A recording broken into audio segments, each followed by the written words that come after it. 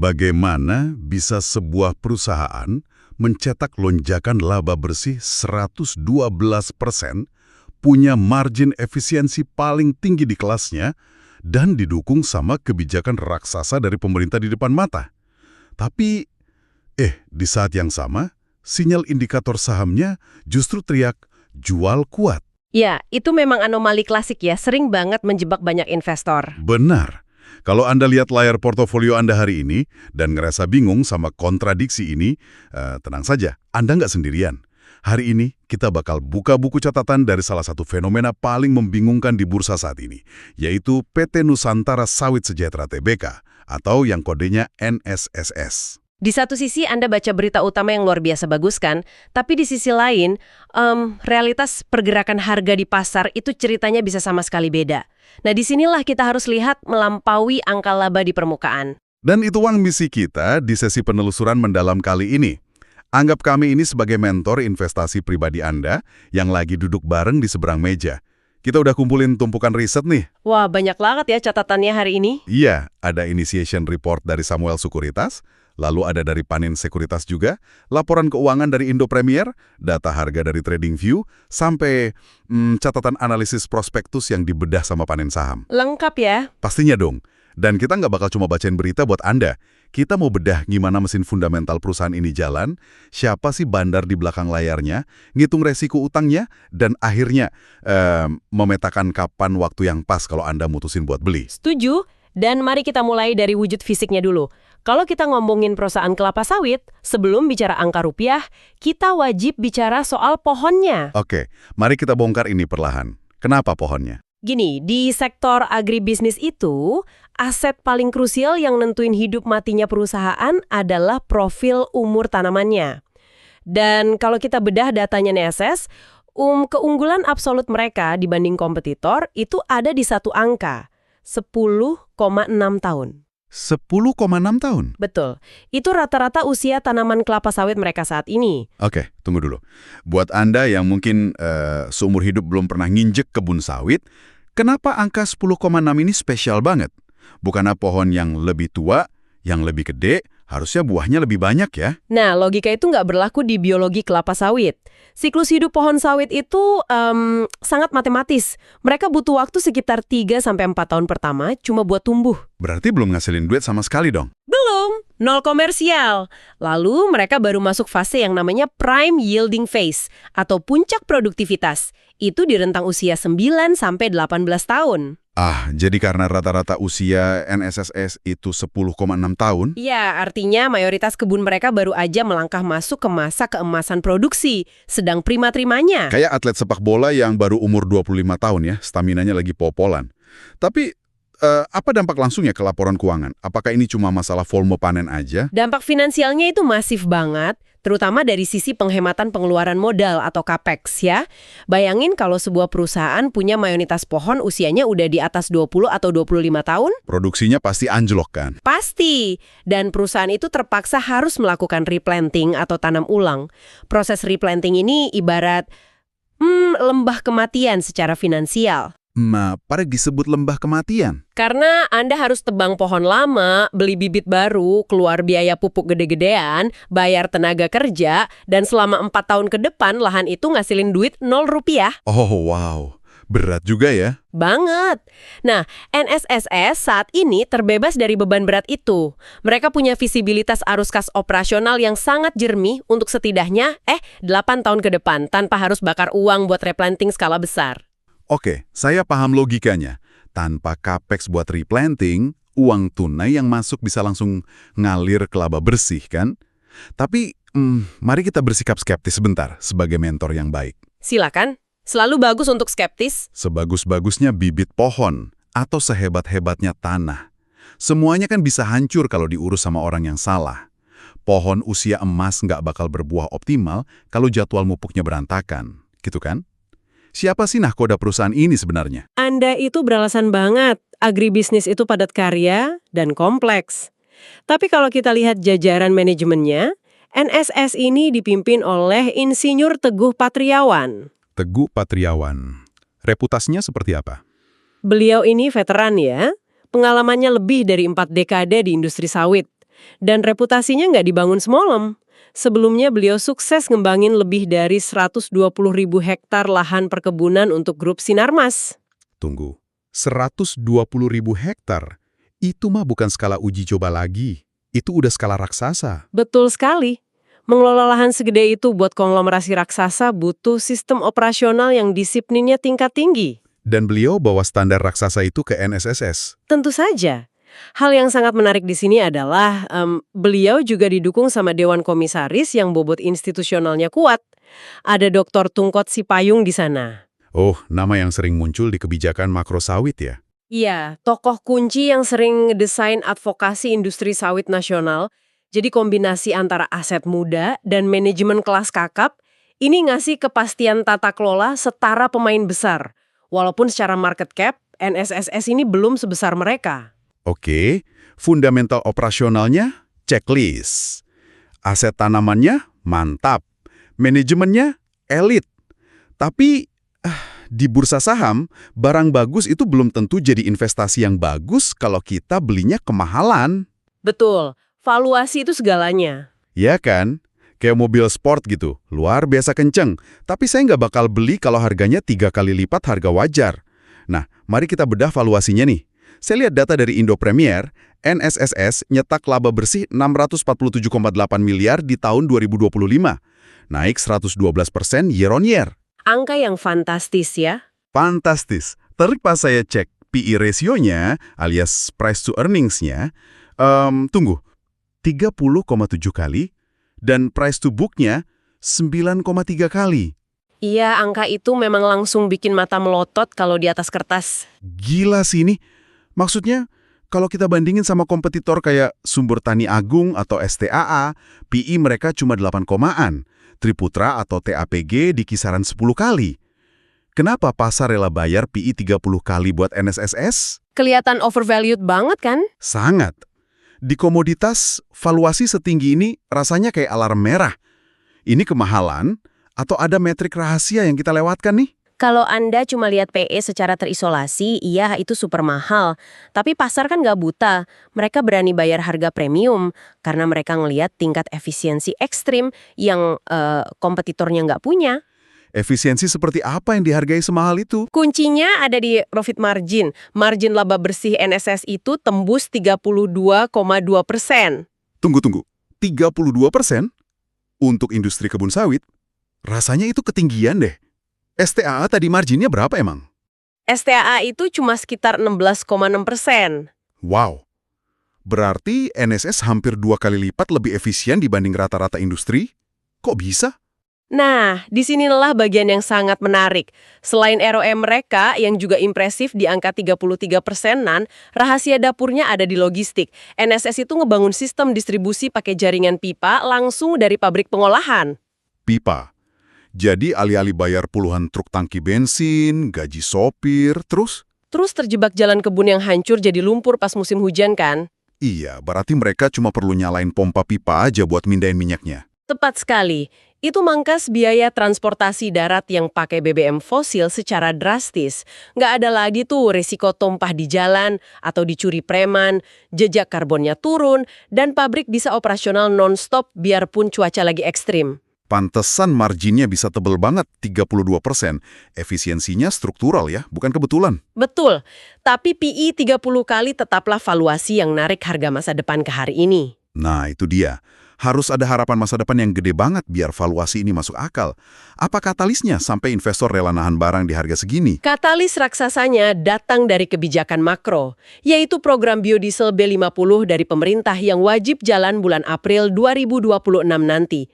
Ini benar-benar game changer. Oke, buat Anda yang mungkin belum update soal energi, program B50 ini intinya mewajibkan solar yang kita pakai dicampur 50% minyak sawit. Terus, gimana mekanismenya sampai ini bikin NSS panen cuan? Ini hukum supply and demand dasar. Pas mandat B50 berlaku, pemerintah otomatis bakal nyedot jutaan ton pasokan CPO domestik buat dibakar jadi energi. Berarti supply buat ekspor dan pabrik makanan bakal seret dong? Sangat seret. Dan pengetatan supply ini bakal jaga harga dasar CPO tetap terbang tinggi. Nah, bayangin dengan margin efisiensi NSS yang udah setebal 32% tadi, harga jual yang tinggi itu bakal langsung lari ke laba bersih tanpa banyak potongan biaya. Jadi efek ganda ya. Harga naik, biaya tetap murah. Betul. Konsensus analis aja sampai memproyeksikan laba NSS di 2026 berpotensi tembus 1,01 triliun rupiah. Pantes aja valuasinya ditarik setinggi itu. Ada ekspektasi laba 1 triliun di depan mata. Kelihatannya narasinya sempurna banget ya. Mungkin terlalu sempurna. Nah, sebagai mentor, tugas kita kan nyari lubang dari cerita indah ini. Kalau di atas kertas sempurna, pasti ada tapinya. Kita harus cek bandarologinya. Siapa sih yang megang kendali saham ini? Dan apa resiko yang disembunyiin di bawah karpet? Mari kita buka data struktur kepemilikannya. Saham NSSS ini dikontrol super ketat. PT Mitra Agrodharma Unggul pegang 50,25%, terus PT Samuel Tumbuh Bersama pegang 43,57%. Berarti kalau digabungin, 93% sahamnya dikuasai pengendali. Iya, artinya porsi saham yang beredar bebas di publik alias free float itu cuma sekitar belasan persen, mungkin sekitar 15% aja. Oke, buat Anda yang baru belajar baca struktur saham, apa sih bahayanya beli saham yang free float-nya sekecil ini? Free float kecil itu bikin likuiditas jadi pedang bermata dua.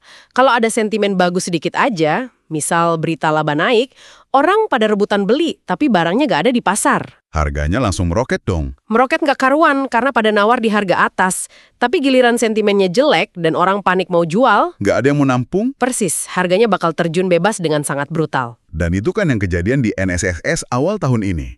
Bayangin, ada investor retail yang FOMO, takut ketinggalan kereta pas Januari 2026.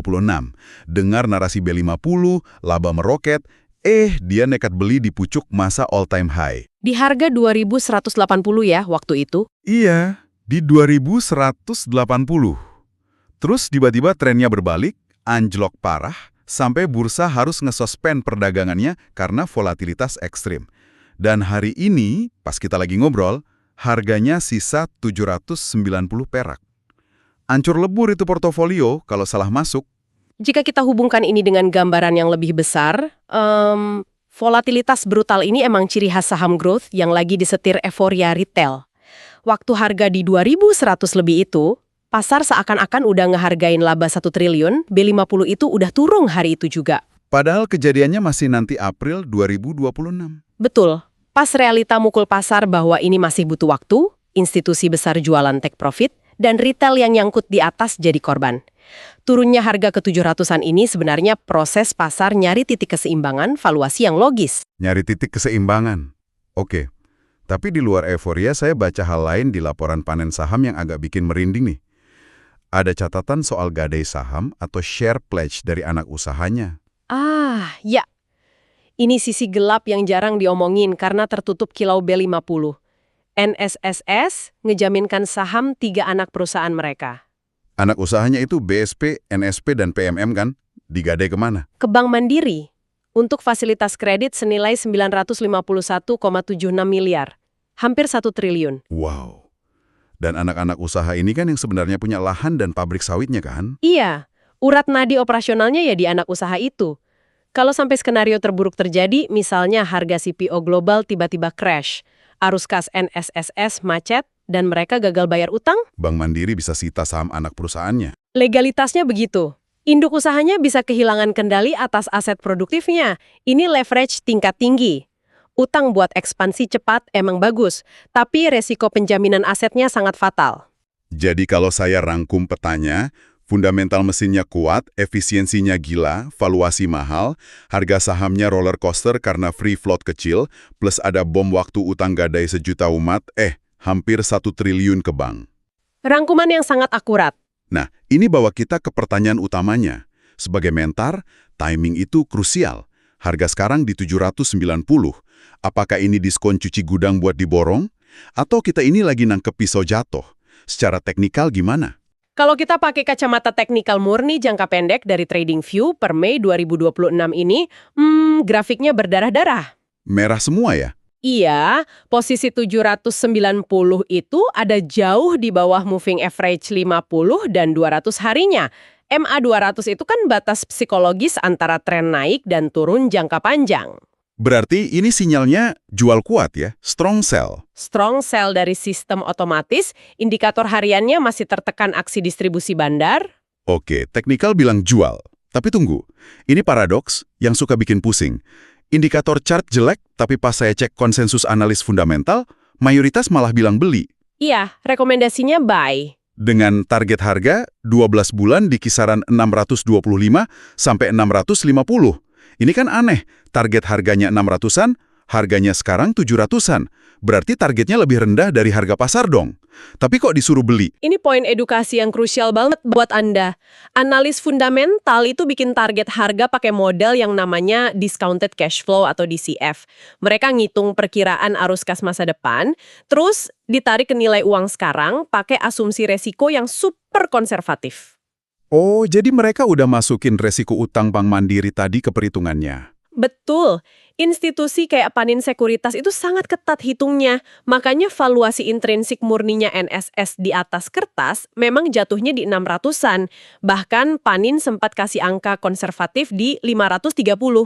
Jadi nilai dasar perusahaannya tanpa hype B50 itu iya segitu? Tepat, tapi bursa saham itu bukan cuma soal kalkulator, ini soal ekspektasi. Analis tetap bilang beli karena mereka tahu pas mandat B50 jalan bakal ada premium pasar yang luar biasa besar. Arus kas nyatanya bisa ngelewatin proyeksi konservatif mereka ya? Iya, NSSS punya margin 32% buat nangkep cuan itu.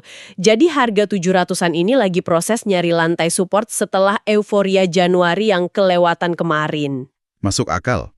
Target DCF itu ibarat fondasi rumah, tapi pasar selalu ngasih harga buat potensi atap barunya nanti. Lalu eksekusinya gimana nih? Kalau pendengar kita punya uang tunai sekarang, apa strategi konkretnya? Langsung all in? Oh, jangan pernah all in waktu tren harga masih di bawah MA200. Bahaya banget. Terus harus gimana? Strategi paling rasional buat saham growth super volatile kayak gini adalah akumulasi bertahap atau cicil beli. Dollar cost averaging. Manfaatin indikator merah ini buat masuk pelan-pelan di area support. Cicil beli waktu orang lain lagi panik jualan ya? Betul. Tujuannya buat dapat harga rata-rata yang bagus di portofolio Anda sebelum katalis B50 itu beneran nyapu bersih suplai CPO di lapangan. Mengelola risiko, tapi tetap ambil peluang. Oke, waktunya kita tarik kesimpulan dari sesi mentoring hari ini. Kalau Anda masih mikir-mikir soal NSSS, ini intisarinya. Silakan. Secara mesin operasional, NSS ini juara. Pohonnya usia emas, manajemen kelas berat, dan inovasi pipanya bikin margin laba tembus 32%. Tapi tiket masuknya mahal, valuasinya premium, dan sangat nyender sama janji B50 tahun depan. Jangan lupa sisi gelapnya. Ya, dari sisi bandarmologi, sahamnya gampang digoreng karena free float kecil. Dan ingat, ada utang hampir 1 triliun ke bank yang jaminannya adalah aset perusahaan. Jadi strateginya jangan investasi buta. Manfaatin harga yang lagi diskon ini buat cicil beli kalau Anda emang yakin sama masa depan kelapa sawit nasional. Kesimpulan yang padat, memahami dinamika ini adalah langkah pertama buat jadi investor yang cerdas. Setuju. Tapi sebelum kita tutup diskusi kali ini dan Anda balik beraktivitas, kami mau ninggalin satu pertanyaan provokatif buat Anda pikirkan malam ini. Wah, apa tuh? Sepanjang sesi ini, semua prediksi laba 1 triliun itu berdiri di atas asumsi bahwa pemerintah sukses jalankan program B50. Tapi pikirkan ini, gimana kalau dunia nggak berjalan mulus kayak di kertas? Skenario terburuk ya? Betul. Gimana kalau sebelum April 2026 terjadi resesi global yang bikin daya beli komoditas hancur? Atau ada anomali cuaca El Nino ekstrem yang ngebakar habis kebun muda NSSS sebelum sempat panen raya? Padahal utang banknya jalan terus kan argonya? Nah, itu dia. Kalau alam marah atau harga global ambruk, cicilan 1 triliun ke Mandiri nggak kenal kompromi. Di titik itu, apakah efisiensi pipa dan margin 32% cukup buat nyelamatin kebun mereka dari sitaan bank? Itu pertanyaan yang valid banget buat direnungkan. Itulah yang harus Anda jawab sendiri sebelum nekan tombol beli. Terima kasih udah luangin waktu buat bedah NSSS bareng kami hari ini. Jadikan sesi ini kompas untuk riset Anda selanjutnya. Teruslah belajar, kelola resiko Anda dengan bijak, dan sampai jumpa di penelusuran mendalam bursa berikutnya.